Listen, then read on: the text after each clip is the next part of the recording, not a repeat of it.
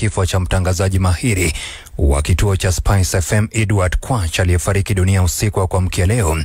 Kwach aliyekuwa nahodha wa kipindi cha jioni cha Spice Drive ameaga dunia baada ya kuugua kwa muda mfupi, kama anavyoarifu mwanahabari Agadias Ikoha. Mwanahabari wa kampuni hii wamewaongoza wenzao katika kumwomboleza mwanahabari huyo aliyefariki akiwa na umri wa miaka 52.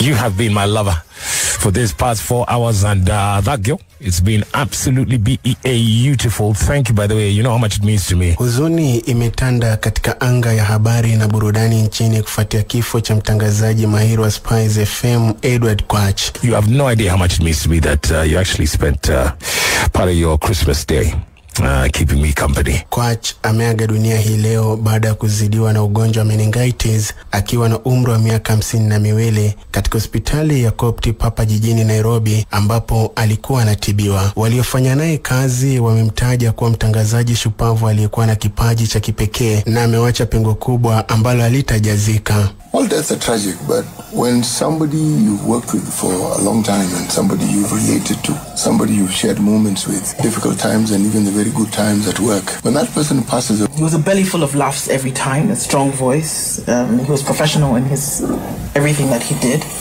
I know that, you know, he, like we all do, had struggles. But it didn't take away from his personality, who he was, and who he continues to be in my mind. We here at Spice and everybody really in the industry has lost a gem. It's like an entire part of your life has actually gone with him because he will not be there. And the moments you shared and the memories that you had together seem to be gone with him. But we still have the memories and we'll still remember him. Rest in peace. Kwa wengi hakuwa tu mfanyikazi mwenza, bali alihusika pakubwa katika safari zao za wanahabari. Wengi wanajivunia kumsikiza miaka mingi na baadaye kufanya naye kazi kama gwiji wao. So I remember Edward as a person who had so much influence in my media career, because back in the days when he was at Nation Media, it was at Easy FM and Nation FM, I used to listen to him so much when he was doing his craft, and I used to love his voice and how he used to speak. We came to work together here, and I remember the very first time when I started being a presenter here at the Situation Room in the morning, and the first thing he told me, I remember, "You did a very good job. Shake up." That was Kwach for you. Whichever way you want to look at him, he was always an energetic man and always full of positivity. Kwa waliomfahamu kupitia redioni, Kwach hakuwa tu mtangazaji, alikuwa rafiki, mshauri na sauti ya faraja katika nyakati za huzuni na furaha. Alizungumza kwa utulivu na ucheshi wake uligusa maisha maelfu waliotegea sauti yake kila siku.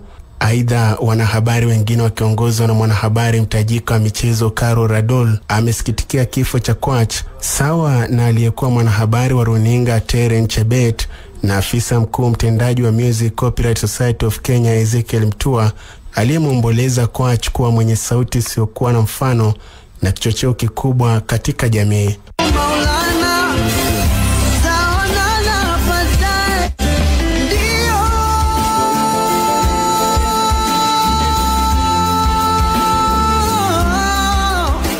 Safiri salama Kwach. Mimi ni Agadias Ikoha. Buriani Kwach.